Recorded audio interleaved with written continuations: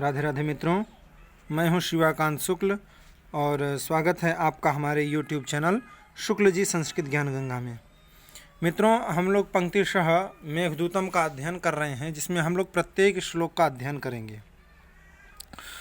तो पिछली वीडियो में जो पहली वीडियो थी उसमें हम लोगों ने किंचित भूमिका के बारे में अध्ययन किया, फिर दूसरी और मंगलाचरण भी पढ़ा उसमें। दूसरी वीडियो में फिर हम लोगों ने 2 श्लोक का अध्ययन किया, श्लोक नंबर 2 और 3, जिसमें हम लोगों ने जो मंगलाचरण था उसमें कुछ वस्तु के बारे में हम लोगों ने अध्ययन किया कि किस तरीके से इसमें जो मेघदूतम ग्रंथ है उसमें क्या क्या वर्णन किया गया है, यक्ष का क्या वो है। और उसके बाद दूसरे श्लोक में हम लोगों ने पढ़ा कि जो प्रियतमा के विरह से जो यक्ष है उसको 8 महीने हो गए हैं, और 8 महीने पश्चात जब आकाश में मेघ आए हैं तो उसमें उसकी क्या शोभा हो रही है उसका वर्णन किया गया है। तो जैसे आ जाते हैं बादल पहाड़ों पर, जब वो आश्लिष्ट होते हैं, गले मिलते हैं पर्वतों से, मानो ऐसा लगता है, ऐसा वर्णन दूसरे श्लोक में किया गया है। और तीसरे श्लोक में तस्य स्थित्वा कथमपि पुरः कौतुकाधान हेतोरन्तर्वाष्पश्चिर मनुचरो राजराजस्य दध्यौ मेघालोके भवति सुखिनः अप्यन्यथा वृत्ति चेतः कंठाश्लेष प्रणयनी जने किम पुनर्दूर संस्थे। इसमें हम लोगों ने अध्ययन किया कि मेघालोके, मेघ का जब आलोक होता है, दर्शन होता है, तो सुखिनः अपि अन्यथा वृत्ति चेतः भवति। जो सुखी लोग हैं, जो अपनी प्रियतमा के पास हैं, उनकी भी जो चित्त की वृत्ति होती है वो अन्यथा किसी दूसरे प्रकार की हो जाती है। तो कंठाश्लेष प्रणयनी जने, जो कंठ से आश्लिष्ट अपने प्रेमी जन हैं, उनसे जब दूर संस्थे दूर हो जाते हैं तो ऐसे किम, उनकी क्या स्थिति होगी। ये श्लोक हम लोगों ने अध्ययन कर लिया था। अब आगे श्लोक बढ़ने से पहले आपसे एक रिक्वेस्ट है कि अगर हमारे चैनल पर आप नए हैं तो प्लीज़ चैनल को ज़रूर सब्सक्राइब कर लीजिए। हम इतना परिश्रम करते हैं आप लोगों के लिए, तो आपकी भी थोड़ी रिस्पॉन्सिबिलिटी तो बनती है कि आप लोग ज़्यादा से ज़्यादा इस वीडियो को शेयर कर दीजिए, ताकि सब लोग, एक तो पढ़ने का फ़ायदा मिलेगा, और दूसरा सबसे अच्छी बात यह है कि हम संस्कृत से जुड़ेंगे, हम संस्कृत की सेवा करेंगे। ये सबसे बड़ी बात है। किसी की सेवा करना जीवन में बहुत बड़ी बात होती है, और संस्कृत की जो हमारी जननी है, सर्वभाषा की जननी है, उसकी सेवा करना तो बहुत बड़ी बात है। इसलिए अगर आप लोग चैनल पर नए हैं तो चैनल को प्लीज़ आप सब्सक्राइब कर लीजिए, और अगर आप सब्सक्राइब कर चुके हैं तो वीडियो को प्लीज़ शेयर कर दीजिए। शेयर करेंगे तो उससे और लोगों को भी फ़ायदा मिलेगा, सब लोग इसके बारे में जानकारी प्राप्त करेंगे। ये जीआईसी के भी सिलेबस में है, और जो जीआईसी प्रवक्ता का आया हुआ है, उस जीआईसी प्रवक्ता की वैकेंसी के अंतर्गत इसको सिलेबस में रखा गया है, और टीजीटी के जो पाठ्यक्रम है उस पाठ्यक्रम के अंतर्गत भी इसको रखा गया है। तो वीडियो अगर अच्छी लगे तो लाइक ज़रूर कर दिया करिए, और कमेंट ज़रूर करके बताया करिए कि आपको हमारी वीडियो कैसी लग रही है। चलिए अगले श्लोक पर चलते हैं। कहते हैं कि अब क्या है कि आषाढ़स्य प्रथम दिसे, ये आप लोगों ने बातें देख ली थी कि आषाढ़ का जब पहला दिन आया। अब इस श्लोक में बताते हैं कि जब आषाढ़ का महीना समाप्त होने वाला था, श्रावण का महीना आने वाला था, तो यक्ष यह विचार करता है कि उसकी जो पत्नी है, यक्षिणी है, कहीं वह विरह दग्धा यक्षिणी अपने प्राणों का परित्याग न कर दे, इसलिए उसके पास एक चिट्ठी अवश्य भेजनी चाहिए। तो क्यों न ये जो मेघ हैं, इन्हीं को दूत बना करके, इन्हीं को संदेशवाहक बना करके, पत्रवाहक बना करके, और एक प्रेम पत्र इनके द्वारा अपनी यक्षिणी के पास भेजा जाए। तो अब जिससे हम कोई काम लेना चाहते हैं, सबसे पहले उसकी बड़ी बड़ाई करनी पड़ती है, तो वही बड़ाई इसमें कर रहे हैं। कहते हैं कि बड़े प्रसन्न चित्त से उसने क्या किया, तो चमेली के जो नए फूल हैं उन फूलों से उन मेघों की पूजा की, बड़ी प्रसन्नतापूर्वक, ताकि ये लोग हमसे प्रसन्न हो जाएं, इसलिए ऐसा किया। चलते हैं श्लोक देखते हैं, श्लोक के माध्यम से भी हम लोग अध्ययन करेंगे। कहते हैं कि प्रत्यासन्ने नभसि दयिता जीवितालंबनार्थी जीमूतेन स्वकुशलमयीं हारयिष्यन् प्रवृत्तिं सप्रत्यग्रैः कुटुजकुसुमैः कल्पितार्घाय तस्य मयि प्रीतः प्रीतिप्रमुखवचनं स्वागतं व्याजहार प्रत्यासन्ने नभसि दयिता जीवितालम्बनार्थी जीमूतेन स्वकुशलमयीं हारयिष्यन् प्रवृत्तिं सप्रत्यग्रैः कुटजकुसुमैः कल्पितार्घाय तस्मै प्रीतः प्रीतिप्रमुखवचनं स्वागतं व्याजहार। कहते हैं कि नभसि प्रत्यासन्ने दयिता जीविता लंबनार्थी जीमूतेन स्वकुशलमयीं प्रवृत्तिं हारयिष्यन् प्रीतः सह प्रत्यग्रैः कुटजकुसुमैः कल्पितार्घाय तस्मै प्रीतिप्रमुखवचनं स्वागतं व्याजहार।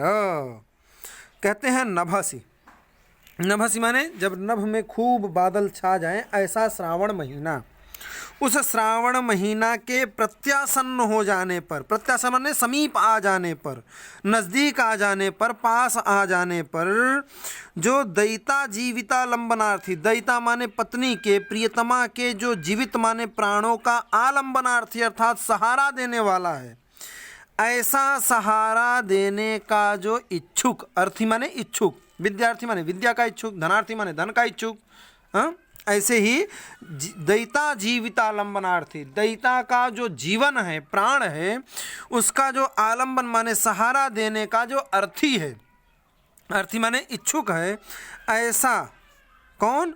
तो वह यक्ष भी ले सकते हैं और मेघों को भी ले सकते हैं। क्यों? क्योंकि यक्ष क्या है कि चाहता है कि हमारी दयिता का जो प्राण है वो जीवित रहे, वो उसका आलंबन हो जाए, सहारा मिल जाए। और मेघ क्या करेगा? मेघ अगर चिट्ठी लेकर के जाएगा तो वही सहारा बन जाएगा। वही कहते हैं कि दयिता की जीवित माने जीवन का जो आलंबनार्थी है, उसको सहारा देने का जो इच्छुक है, ऐसा वह यक्ष जीमूतेन, यहाँ तृतीया विभक्ति है, जीमूतेन माने मेघ, जीमूत माने मेघ होता है, तेन मेघेन, मेघ के द्वारा स्वकुशलमयीम, अपनी जो कुशलता है, ऐसी कुशलता का जो समाचार है, उसको प्रवृत्तिम हारयिष्यन्, उसको भेजने की क्या करता है? इच्छा करता है। ऐसा इच्छा करता हुआ प्रीतः सह, बहुत प्रीत है, प्रसन्न है, ऐसा सह माने वह यक्ष, इसी सह का विशेषण है बाकी पूरा पीछे का। कौन सा? सह माने वह यक्ष कैसा है? तो नभसि प्रत्यासन्ने, जब आकाश मंडल में बादल घिर जाते हैं, अर्थात श्रावण का महीना आने वाला है, उसको जान करके प्रत्यासन्न होने पर, समीप आने पर, जो दयिता जीविता लंबनार्थी, अपनी दयिता प्रियतमा की जीवन का जो आलंबन करने का अर्थी है, इच्छुक है, ऐसा सह कह यक्ष, वह यक्ष जीमूतेन स्वकुशलमयीं प्रवृत्तिं हारयिष्यन्, जीमूतेन मेघेन, मेघ के द्वारा स्वकुशलमयीं, अपनी जो कुशलता का समाचार है, उसको प्रवृत्तम हारयिष्यन्, भेजने की क्या करने लगा? इच्छा करने लगा। ऐसा इच्छा करता हुआ प्रीतः माने प्रसन्न, सह माने वह यक्ष प्रत्यग्रही कुटज कुसुमई, प्रत्यग्र माने ताजे ताजे, बिल्कुल ताजे ताजे जो कुटज के कुसुम हैं, कुटज माने होता है गिरिमालिका, ये हमने देखा नहीं है लेकिन शास्त्रों में इसका खूब वर्णन आता है, कुटज का पुष्प। तो कुटज का जो पुष्प होता है, गिरिमालिका का जो पुष्प होता है, उस पुष्प से, इसे कहीं कहीं चमेली से भी उपमा देते हैं, जो गिरिमालिका होती है। तो वही कह रहे हैं कि प्रत्यग्रही माने ताजे ताजे, जो कुटज कुसुमई माने गिरिमालिका का पुष्प है, उस पुष्प से कल्पितार्घाय तस्मै, कल्पित अर्घाय, जिसे अर्घ कल्पित किया, जिसे अर्घ दिया, ऐसा तस्मै माने उस मेघ से प्रीति प्रमुख वचनम, प्रीति जिसमें प्रेम भरा हुआ है ऐसा प्रमुख प्रमुख वचन, प्रथम वाक्य जिसमें प्रेम ही सना पड़ा है ऐसा जो वचन है, उन वचनों से युक्त स्वागतम व्याजहार, स्वागत करते हुए कहा, उनका स्वागत किया। एक बार हम पुनः पश्यतु, कह रहे हैं नभसि प्रत्यासन्ने, नभसि माने श्रावण महीना, श्रावण महीना के प्रत्यासन्न हो जाने पर, समीप आ जाने पर, समीप होने पर जो दैता जीवितालंबनार्थी, दैता का अर्थात पत्नी का, प्रियतमा का जो जीवित है, जीवन है, प्राण है, उस प्राणों का जो आलंबन अर्थात सहारा देने का जो अर्थी है, इच्छुक है, ऐसा वह यक्ष, वो जीमूतेन अर्थात जो मेघ हैं, उन मेघों के द्वारा स्वकुशलमयी अपनी जो कुशलता का समाचार है उसको प्रवृत्तिम हारयिष्यन्, उसको भेजने के लिए क्या करने लगा, इच्छा करने लगा। ऐसी जो प्रवृत्ति है, जो वार्ता है, उस बातों को हारयिष्यन्, जो भेजने की क्या करने लगा, इच्छा करने लगा। ऐसा इच्छा करता हुआ प्रीतः माने प्रसन्न, सह माने वह यक्ष, प्रत्यग्रही माने जो अभी नए नए कुटज, कुसुम माने खिले हुए जो कुटज के पुष्प, कुसुम माने पुष्प, उन पुष्पों के द्वारा, उन फूलों से कल्पितार्घाय, जिसका अर्घ कल्पित कर रहा है, जिसको अर्घ दे रहा है, ऐसा अर्घ दिया गया है जिसको, ऐसा तस्मयी माने वह मेघ, उस मेघ से प्रीति प्रमुख वचनम, प्रीति माने प्रेम ही जिसमें प्रमुख है, जिसमें प्रेम ही सना पड़ा है, ऐसे वचनम माने वचनों से स्वागतम व्याजहार, वह उनका स्वागत करते हुए कहा। क्या कहा, तो देखिए जिससे हमको काम करवाना होता है उसकी बहुत मक्खन लगानी पड़ती है, उसके वंश परंपरा के बारे में बताना पड़ता है, उसके बारे में सारी बातें बतानी पड़ती है। तो ये क्या कर रहे हैं, अब उनका स्वागत कर रहे हैं। तो इस पर कालिदास जी एक बात लिख रहे हैं कि जो प्रेमी व्यक्ति होते हैं उन प्रेमियों का कुछ कहा नहीं जा सकता कि वो कब क्या किसको क्या बना देंगे, ठीक है। उसी को कालिदास जी यहाँ अपनी भावनाओं को प्रस्तुत कर रहे हैं कि मेघ तो कहाँ धूमत ज्योति सलिल मरुताम, इससे बना हुआ है, धूम है, धुआं है, ज्योति है अर्थात अग्नि है, सलिल माने जल है, मरुत माने हवा है, इनसे मिलकर के बना है। तो वह चिट्ठी कैसे ले जा सकता है, और चिट्ठी ले जाने में सामर्थ्यवान नहीं है। लेकिन फिर भी देखिए विरह की व्यथा व्यक्ति को कितना पागल बना देती है कि उसे यह भी नहीं समझ में आ रहा है कि यह किस प्रकृति का व्यक्ति है, इसका स्वभाव क्या है, यह क्या कार्य कर सकता है और क्या नहीं कर सकता। यह विरह व्यथा के कारण ऐसी स्थिति हो गई है। वही बात अगले श्लोक में कहते हैं, कालिदास जी निवेदन करते हुए लिख रहे हैं, कहते हैं कि धूमज्योतिः सलिलमरुतां सन्निपातः क्व मेघः संदेशार्थाः क्व पटुकर्णैः प्राणिभिः प्रापणीयाः इत्यौत्सुक्यादपरिगणयन् गुह्यकस्तं ययाचे कामार्ता हि प्रकृतिकृपणाश् चेतना चेतनेषु धूमज्योतिः सलिलमरुतां सन्निपातः क्व मेघः संदेशार्थाः क्व पटुकर्णैः प्राणिभिः प्रापणीयाः इत्यौत्सुक्यादपरिगणयन् गुह्यकस्तं ययाचे कामार्ता हि प्रकृतिकृपणाश् चेतना चेतनेषु। यह चेतन है कि अचेतन है, इसकी प्रकृति कैसा है उसमें वो कृपण होते हैं, समझने में कृपण होते हैं, बिल्कुल नहीं समझ में आता है कि यह चेतन है इससे चिट्ठी जाएगी अथवा यह अचेतन है इससे चिट्ठी नहीं जाएगी। इस बात का विचार करने में जो कामार्त होते हैं, विरह से व्यथित होते हैं, अपनी प्रियतमा से बिछुड़े हुए लोग होते हैं, वो इसकी प्रकृति में कृपण होते हैं, वो नहीं समझ पाते हैं, वो नहीं बता पाते हैं। कहते हैं कि धूमत ज्योति सलिल मरुताम सन्निपातः क्व मेघः पटुकर्णैः प्राणिभिः प्रापणीयाः संदेशार्थाः क्व इति औत्सुक्याद् अपरिगणयन् गुह्यकः तम ययाचे। बोले क्यों, तो कह रहे हैं ही माने क्योंकि कामार्ताः चेतना चेतनेषु प्रकृति कृपणा भवन्ति। ऐसे होते हैं, भवन्ति पद अपनी तरफ से जोड़ दीजिए, नहीं तो अर्थ नहीं आ पाएगा। कहते हैं धूमत् ज्योतिः सलिल मरुताम सन्निपातः क्व मेघः। धूम माने धुआं, तेज ज्योति माने तेज अग्नि, सलिल माने जल और मरुत माने वायु। इन चारों के सन्निपात होने से, मिश्रण होने से मेघ बनता है। तो कह रहे हैं क्व मेघ, कहाँ तो वह मेघ जिसमें धूमत ज्योति सलिल मरुताम ये चारों से बना हुआ, कहाँ वह मेघ। और पटुकरणैः प्राणिभिः प्रापणीयाः संदेशार्थाः क्व क्व, तो कह रहे हैं पटुकरणैः जिसके इंद्रियां क्या हैं, बहुत सशक्त हैं। ऐसी सशक्त इंद्रियों वाले जो प्राणी भी माने प्राणी हैं, उन प्राणियों के द्वारा प्रापणीया माने भेजे जाने वाला संदेशार्थाः क्व, और कहाँ तो यह संदेश जो कि जो सशक्त इंद्रियों वाले हैं, जिनकी इंद्रियां खूब कार्य कर रही हैं, खूब चल फिर रही हैं, ज्ञान इंद्रियां कर्म इंद्रियां दोनों, ऐसी इंद्रियों वाले यह जो प्राणी हैं, इन प्राणियों के द्वारा कहाँ भेजे गए ये मैसेज, संदेश, इनको कैसे वो पहुंचाएगा।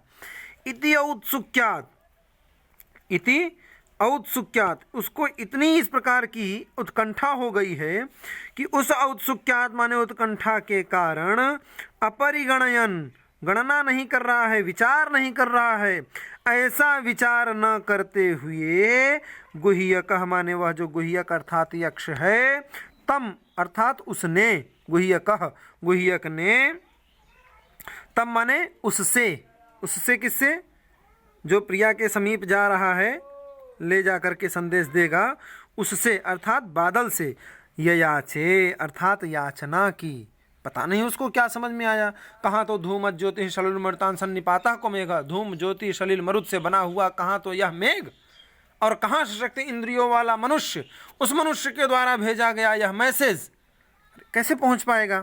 तो वही कह रहे हैं इति, इस प्रकार से औत्सुक्यात् माने बहुत उत्सुकता है कि किसी प्रकार से मेरा यह पत्र, मेरा यह संदेश, मेरा यह जो मैसेज है वो हमारी प्रियतमा के पास पहुंच जाए। इस उत्सुकता के कारण अपरिगणयन, जो विचार नहीं कर पा रहा है, ऐसा विचार न करते हुए गुह्यकः माने यक्ष, उस यक्ष ने तम ययाचे, तम माने मेघ से, मेघ से उसने क्या की, याचना की। बोले क्यों याचना की, तो कह रहे ही क्योंकि, यद्यपि उसको भी पता है, लेकिन अगर वो ठंडे दिमाग से सोचेगा तब तो पता चलेगा, अभी तो उसको केवल इतना लग रहा है कि मेरा मैसेज किसी तरीके से पहुंच जाए। तो कह रहे हैं ही माने क्योंकि कामार्ता, जो काम से आतुर व्यक्ति होते हैं, काम वासना से व्याकुल व्यक्ति होते हैं, वो चेतना अचेतनेषु, यह चैतन्य पदार्थ है और यह अचेतनेषु, यह अचैतन्य है, यह चेतना वाला है और यह अचेतन है। इसका जो विषय है उसके विषय में प्रकृति कृपणा, वो प्रकृति से ही, स्वभाव से ही क्या होते हैं, कृपण होते हैं, दीन होते हैं, अशक्त होते हैं, अर्थात वह नहीं पहचान पाते हैं कि यह चैतन्य है अथवा यह अचैतन्य है। यह कालिदास जी ने अपनी तरफ से श्लोक लिखा तो खैर सब कालिदास जी नहीं है, लेकिन वो जो कथा चल रही थी तो बीच में समझाना पड़ता है ना, तो वो समझाते हुए उन्होंने श्लोक लिखा। और ये श्लोक बहुत ही मोस्ट है, अधिकतर जो एग्ज़ाम्स होते हैं, परीक्षाएं होती हैं, उनमें ये जरूर पूछ ही लेगा कि मेघ किस किस चीज़ों से मिलकर के बनता है, तो धूमत् ज्योति सलिल मरुताम सन्निपातः, इनसे मिलकर के बनता है। हाँ, तो कहते हैं दूसरा हो जाएगा कि कामार्थ व्यक्ति कैसे होते हैं, तो प्रकृति कृपणा चेतना चेतनेषु, वो चेतन और अचेतन में जो विभाग करना होता है उसमें वो प्रकृति अर्थात स्वभाव से ही कृपण होते हैं, वो नहीं पहचान पाते हैं। ठीक है, तो इस तरीके से कई प्रकार के क्वेश्चन बन सकते हैं। क्वेश्चनों को हम ज़्यादा इसलिए नहीं बता रहे हैं क्योंकि वीडियो बहुत ज़्यादा लंबी हो जाती है, और अगर आप लोग अच्छे से श्लोक पढ़े रहेंगे तो कहीं से भी क्वेश्चन पूछे। और मैं जहाँ तक समझता हूँ कि अब जैसी भी ठाकुर जी की कृपा हो, पढ़ाने के बाद अगर आप लोगों को दोबारा कहीं और पढ़ना पड़े तो फिर पढ़ना बेकार है और मेरा पढ़ाना भी बेकार है। एक एक शब्द की ऐसी व्याख्या हम प्रयास करते हैं कि हो जाए, ताकि आप लोगों को और कहीं अथवा दोबारा ये ना पढ़ना पड़े। जब भी आपको एग्ज़ाम देने जाना हो तो एक बार आप सारे एक तरफ से एक तरफ तक वीडियो को पढ़ लेंगे, एक तरफ से एक तरफ तक सुन लेंगे, तो आपको सारे श्लोक का अर्थ, सारे शब्दों का अर्थ उपस्थित हो जाए। चलते हैं अगले वीडियो की तरफ, अगले श्लोक की तरफ।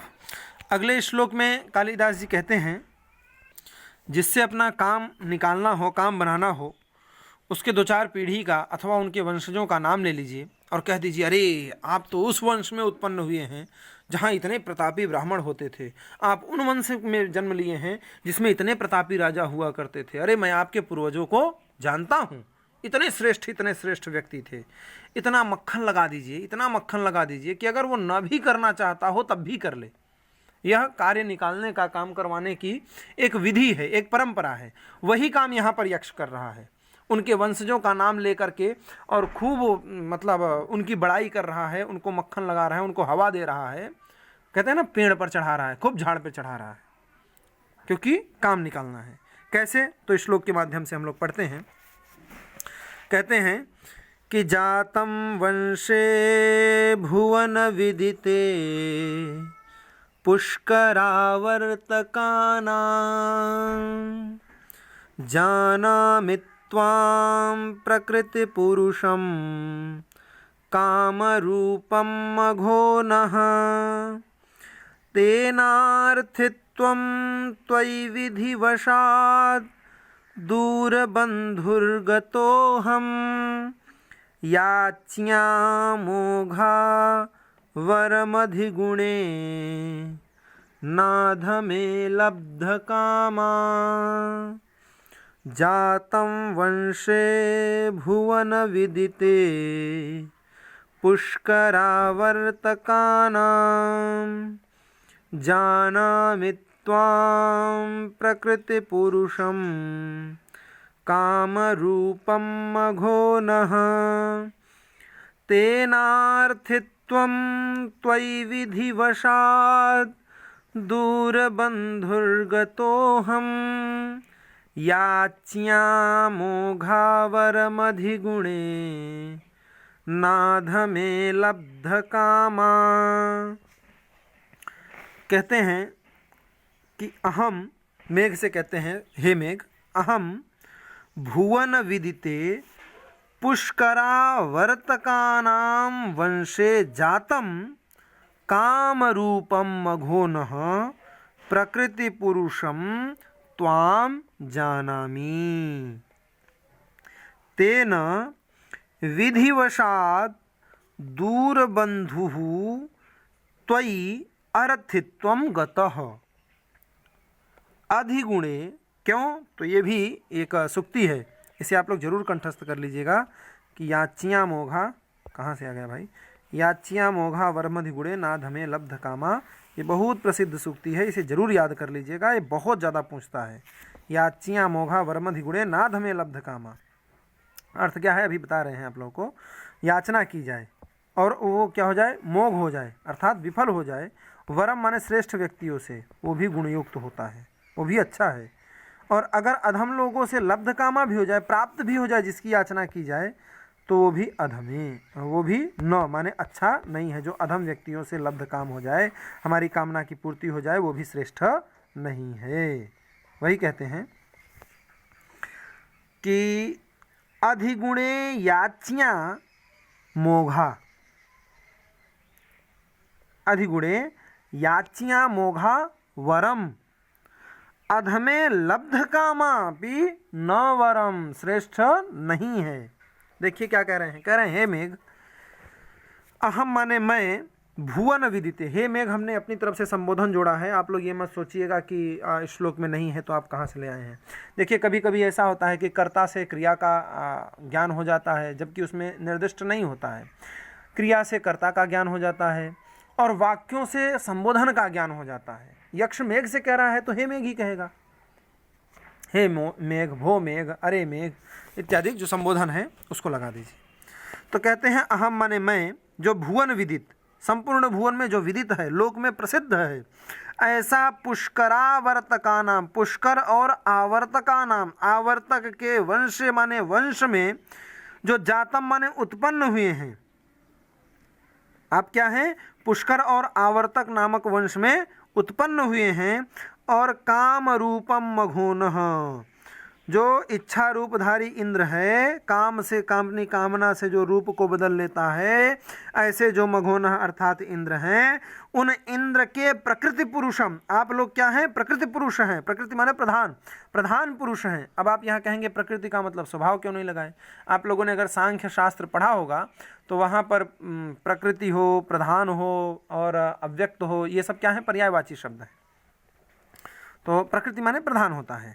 तो वही कहते हैं कि प्रकृति पुरुषम त्वाम, जो आप लोग क्या है, प्रकृति पुरुष हैं, प्रधान पुरुष हैं, ऐसे त्वाम माने तुमको, जानामि जानता हूँ, अहम त्वाम जानामि, मैं आपको जानता हूँ। अब त्वाम का विशेषण दे रहे हैं कि वो लोग कैसे हैं, तो कह रहे हैं भवन विदिते पुष्करावर्तका नाम, भुवन में विदित है, जगत में प्रसिद्ध हैं आप लोग कि आप लोग पुष्कर और आवर्तका नाम, जो पुष्कर वंश के बादल हैं और जो आवर्तक नाम के बादल हैं, उनके वंशे जातम, उन्हीं के वंश में आप लोग क्या हुए हैं, जातम माने उत्पन्न हुए हैं। और तो कह रहे हैं काम रूपम मघोनः, जो कामना से रूप को धारण करता है, अपनी कामना अनुसार जो रूप को धारण करता है, ऐसा जो मघोनः माने इंद्र, उस इंद्र के प्रकृति पुरुषम, प्रकृति जो पुरुष, प्रधान जो पुरुष, ऐसे त्वाम माने आप लोगों को, तुमको, जानामि मैं जानता हूँ। तेन माने इसीलिए विधिवशाद, विधि की जो वश है अर्थात भाग्य से जो दैवश हुआ है, ऐसा दैवश दूर बंधु, मैं अपने बंधु से, अपने प्रियजन से, अपनी पत्नी से क्या हो गया हूँ, दूर हो गया हूँ। ऐसा दूर प्रियतमा वाला अर्थात मैं, कांता विरह से जो युक्त, मैं त्वयि अर्थित्वम गतः, त्वयि माने तुम्हारे प्रति, अर्थित्वम गतः माने अर्चना कर रहा हूँ, प्रार्थना कर रहा हूँ, याचना कर रहा हूँ। तो किसी ने पूछा भाई तुम इनसे याचना क्यों कर रहे हो, हमसे याचना क्यों कर रहे हो, बादल ने पूछा। तो बोले मैं इसलिए आपसे याचना कर रहा हूँ। अब यही जो सूक्ति है उसी की व्याख्या आ रही है कि याच्या मोघा वर्मधिगुणे नाध में लब्ध कामा, कि अधिगुणे अर्थात जो गुणों से युक्त हैं, गुणों से परिपूर्ण हैं, गुणवान व्यक्ति हैं, ऐसे व्यक्तियों से अगर याचना की जाए और वह मोघ हो जाए, अमोघ माने सफल हो जाए, मोघ माने असफल हो जाए, अर्थात याचना की पूर्ति न हो, ऐसी मोघ होने पर भी याच्यां मोघापि, याच्यां मोघ हो जाए, निरस्त हो जाए, फिर भी वरम अर्थात श्रेष्ठ है। और जो अधमे अर्थात अधम व्यक्ति हैं, नीच लोग हैं, दुर्गुण से युक्त जो व्यक्ति हैं, निर्गुण व्यक्ति हैं, ऐसे व्यक्तियों से अगर याचियाँ की जाए और वह लब्ध कामा हो जाए, अर्थात कामना की पूर्ति हो जाए, सफल हो जाए हम उसमें, फिर भी न वरम, फिर भी वह श्रेष्ठ नहीं है।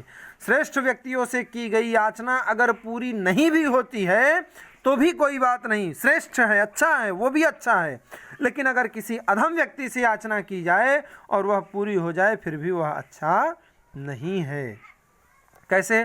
जैसे कोई शिष्य है, वो गुरुजी से कुछ याचना करता है, गुरुजी मना कर देते हैं, कोई बात नहीं, गुरुजी से याचना किए थे। लेकिन अगर वह व्यक्ति किसी का गुरु भी है और उसने अपने शिष्य से याचना की और प्राप्त भी हो गया, तो लोग क्या कहेंगे कि देखो ये भीख मांगते फिरते हैं। इसीलिए जो श्रेष्ठ लोग हैं, अधिगुणे, गुण से युक्त हैं, गुणवान व्यक्ति हैं, उनसे अगर याचना की जाए, याचना की जाए, तो वह भी मोघा, अगर वह मोघ हो जाए अर्थात सफल न होने पाए, प्राप्त न हो वस्तु, फिर भी वरम श्रेष्ठ है। और अधमे माने अधम व्यक्तियों से अगर कोई चीज़ याचना की जाए, कोई याचना की जाए और वह लब्ध काम हो जाए, फिर भी न वरम, वह श्रेष्ठ नहीं है। आप लोग तो श्रेष्ठ जन हैं, गुणवान व्यक्ति हैं, इसलिए मैं आपसे याचना कर रहा हूँ। ये उनके कहने का तात्पर्य था। तो मित्रों, आशा करता हूँ कि आप लोगों को अच्छी तरीके से पूरे श्लोक समझ में आ गए होंगे। आपसे केवल एक ही रिक्वेस्ट रहता है हमारी तरफ से कि अगर हम इतना मेहनत करते हैं तो आप लोग भी थोड़ी मेहनत करके पढ़ाई किया करिए। और हमारा भी एक सपोर्ट ज़रूर कर दिया करिए कि अगर हमारी वीडियो अच्छी लगी हो तो प्लीज़ लाइक ज़रूर कर दिया करिए, और उसके साथ ही साथ हमको कमेंट करके ज़रूर बताया करिए कि आप लोगों को हमारी वीडियो कैसी लग रही है। और ज़्यादा से ज़्यादा इस वीडियो को दोस्तों के पास भी शेयर कर दीजिए, उससे उन लोगों को भी पढ़ने का शुभ अवसर प्राप्त हो जाएगा, वो लोग भी आराम से पढ़ेंगे। और अगर आप हमारे चैनल पर नए हैं तो प्लीज़ चैनल को ज़रूर सब्सक्राइब कर लीजिए। इससे आप लोगों को जो भी मैं वीडियो अपलोड करता हूँ, और जैसे ही आप सब्सक्राइब करेंगे तो वहाँ पर एक बेल आइकन दिखेगा इस तरीके का, इसको आप ज़रूर प्रेस कर दिया करिए। ये नोटिफिकेशन है, जैसे ही आप नोटिफिकेशन को ऑन करेंगे तो मैं जैसे ही यहाँ से वीडियो अपलोड करूँगा तुरंत आप लोगों के पास पहुँच जाएगी, और पहुँच जाएगी तो आप लोग देख लेंगे आराम से। तो आप लोगों को पढ़ाई में किसी भी प्रकार की दिक्कत नहीं होगी। मैं साहित्य का स्टूडेंट हूँ, तो अधिकतर तो मैं साहित्य की ही क्लासें पढ़ाता हूँ, लेकिन अब मेरा भी 2019 के दिसंबर में नेट JRF हुआ है, तो उसमें क्या है कि सारे सब्जेक्ट पढ़ने पड़ते हैं। पूरी वैदिक प्रक्रिया होती है, दर्शन ग्रंथ होते हैं, व्याकरण ग्रंथ होता है, ज्योतिष, पुराण, इतिहास इत्यादि सारे ग्रंथ होते हैं। तो यद्यपि मैं साहित्य का स्टूडेंट हूँ, इसलिए साहित्य पर मेरा फोकस ज़्यादा रहता है, लेकिन मैं धीरे धीरे करके सारे पार्ट को कंप्लीट ज़रूर करूँगा। और सिर्फ तैयारी के हिसाब से नहीं, आप लोग सिर्फ तैयारी मत करिए। अगर सिर्फ तैयारी करेंगे और आप टीचर हो भी गए तो आप सोचिए आप स्टूडेंट को पढ़ाएंगे क्या। इसलिए आप पंक्तिशः पढ़िए। इस बार नहीं होगा तो कोई बात नहीं, 1-2 साल बाद फिर वैकेंसी आएगी, उसमें होगा। लेकिन जब भी हो तो हम स्ट्रांग रहें, हमारे अंदर क्षमता रहे, किसी विशेष सपोर्ट से हमारा काम ना चले, हम स्वयं सामर्थ्यवान हों। इसलिए आप लोग इसलिए मैं प्रयास करता हूं कि आप लोगों को पंक्तिशः पढ़ाऊं। तो आप लोग भी अगर वीडियो अच्छी लगी तो लाइक ज़रूर कर दिया करिए, कमेंट जरूर करके बताया करिए कि आपको वीडियो कैसी लगी। ज़्यादा से ज़्यादा दोस्तों के पास भी शेयर कर दीजिए, सब्सक्राइब करके और फिर बेल आइकन को जरूर प्रेस कर दिया करिए। Thank you for watching my video. आज की वीडियो में फ़िलहाल इतना ही। राधे राधे। मिलते हैं अगली वीडियो के साथ। राधे राधे।